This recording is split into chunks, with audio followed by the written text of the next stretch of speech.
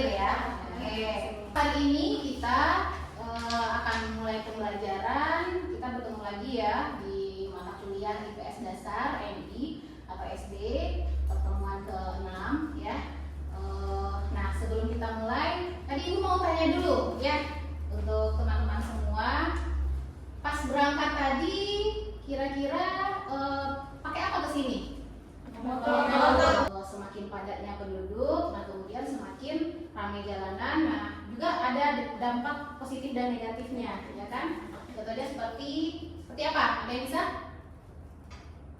Kalau terlalu padat jalanannya, jadi itu Bu, banyak polusi dari kendaraan. Oke, ya banyak polusi udara. Nah, hari ini kita akan mempelajari materi kita, judulnya yaitu hubungan IPS dengan ilmu sosial. Kemampuan yang diharapkan atau sub CPMK.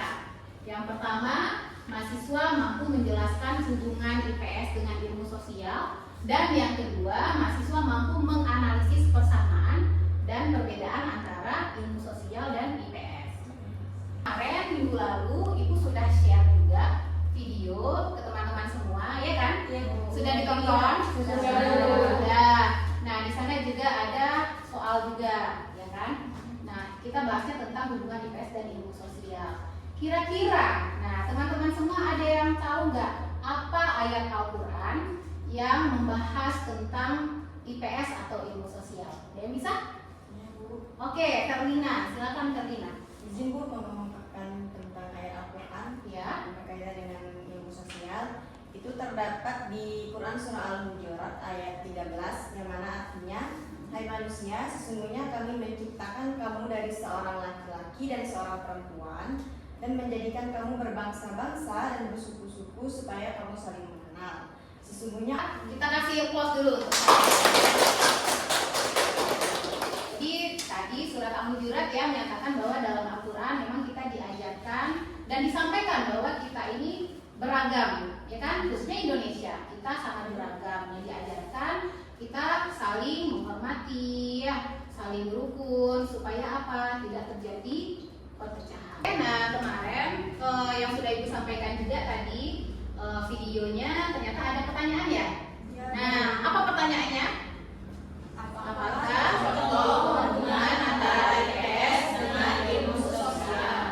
Nah, lalu kaitkan masing-masing dengan berbagai cabang ilmu sosial. Nah, sudah didiskusikan bersama? Sudah. Oke. Nah, apa contoh dari kaitan IPS dengan ilmu sosial? Nah, ada yang bisa? Oke, Dia, silakan Dia. Nah, contoh dari misalkan dari IPS dengan ilmu sosial itu misalkan masalah banjir. Nah, di dalam IPS itu kan bisa dikaji dengan berbagai ilmu sosial. Ya. Nah, dari segi geografis itu mengkaji analisis tentang tata letak wilayah dan curah hujan penyebab banjir. Nah, dari sosiologi dengan mengkaji perilaku masyarakat yang membuang sampah sembarangan. Bisa kita kaitkan dengan berbagai macam ilmu sosial. Nah, tadi geografinya bisa ya Lia ya. Geografi terkait dengan tata ruang, tata letak ya, apa yang menyebabkan banjir. Nah, kemudian ada sosiologinya yaitu dengan perilaku masyarakatnya. Mungkin banjir bisa disebabkan karena membuang sampah sembarangan. Nah, Ibu memiliki video. Nah, ini silakan ditonton dulu.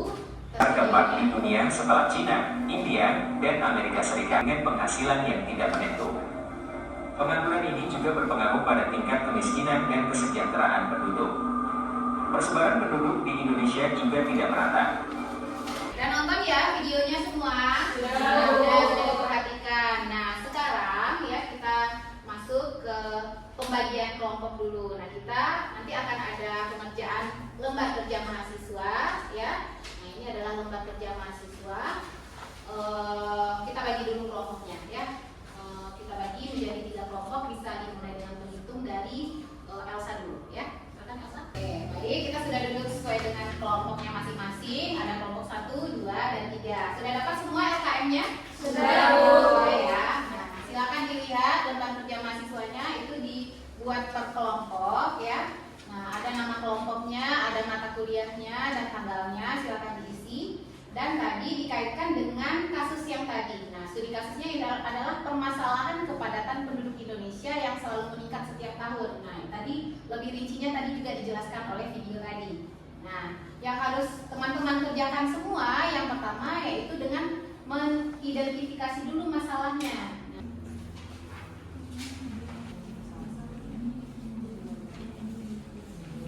Sudah selesai semua? Sudah, Bu. Sudah bisa kita bahas?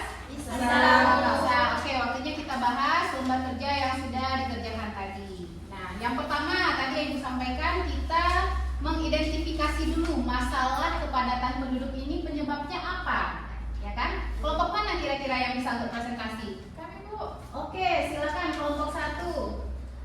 Masalah utama yang muncul akibat pertumbuhan penduduk di Indonesia yaitu pertama, pertumbuhan penduduk yang semakin cepat membuat meningkatnya kawasan kumuh. Yang kedua, tingginya angka pengangguran. Nah, sekarang kelompok berapa lagi yang bisa menjelaskan tentang analisis kasusnya hubungan IPS dengan ilmu sosial? Kelompok 1 tadi sudah, ya.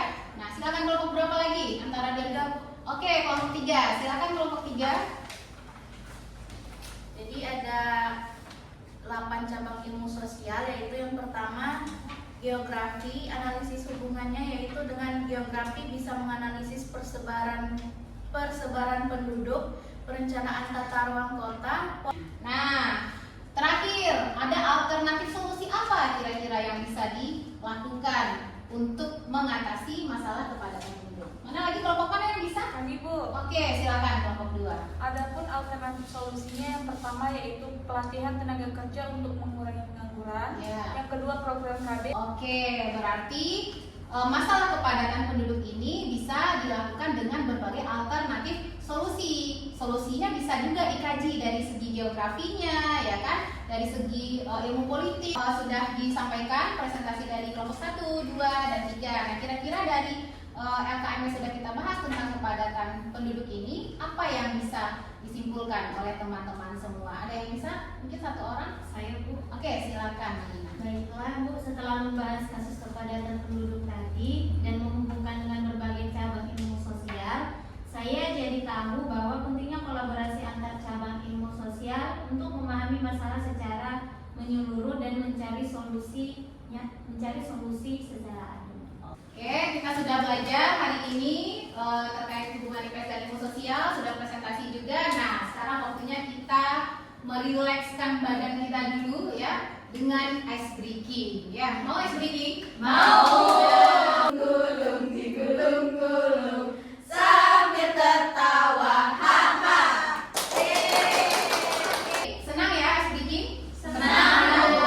Nah, dari pembelajaran kita hari ini, ada yang bisa menyimpulkan terkait materi kita hari ini?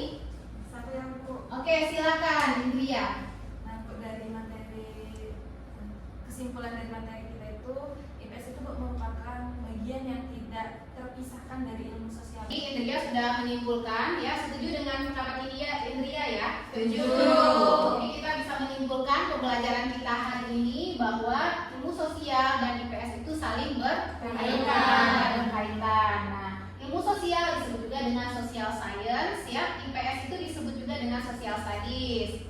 Nah, ilmu sosial itu ilmu tentang manusia sebagai anggota masyarakat. Kalau IPS itu lebih ke bidang studi yang menelaah masalah dalam ilmu sosial tadi. Contohnya masalah banjir, masalah kepadatan penduduk tadi. Nah, kemudian kalau ilmu sosial pendekatannya itu disipliner. Nah, satu-satu, misal geografi, ekonomi. Kalau IPS itu adalah interdisipliner karena tergabung antara geografi, sosiologi itu digabung, ya. Makanya disebut interdisipliner. IPS merupakan bagian yang tidak dapat dipisahkan dari ilmu sosial dan IPS berhubungan dengan ilmu sosial yang meliputi 8 cabang ilmu sosial tadi. Nah, untuk menutup pembelajaran kita ya, sebelum kita tutup, Ibu ada kuis. Nah, bisa kita kerjakan bersama-sama ya. Oke, soal nomor 1. Berikut ini yang termasuk cabang ilmu sosial yang menjadi dasar IPS kecuali. Oke, nah yang paling awal. Nah, silakan Karina. Jawabannya adalah biologi, Bu. Biologi. Yang lain setuju? Setuju. Oke, kita pilih biologi. Yeay.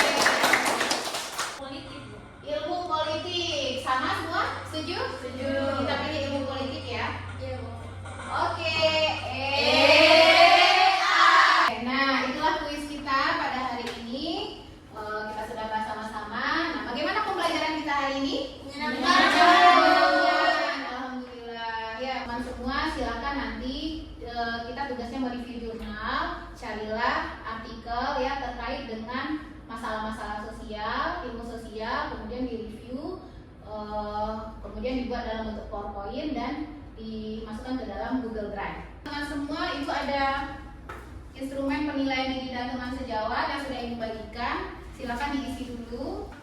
Sekian pembelajaran kita pada hari ini. Nah, untuk teman-teman semua, walaupun tadi kita berbeda-beda juga ya, kita bahas sesuai dengan ayat Al-Quran tadi ya, walaupun kita berbeda-beda, kita tetap satu. Nah, tetaplah jaga kerukunan ya, saling menjaga kerukunan, ketentraman, supaya kita bisa menjadi Indonesia yang damai dan rukun ya. Baiklah, Ibu akhiri perkuliahan kita hari ini. Ibu tutup dengan wassalamualaikum warahmatullahi wabarakatuh. Waalaikumsalam.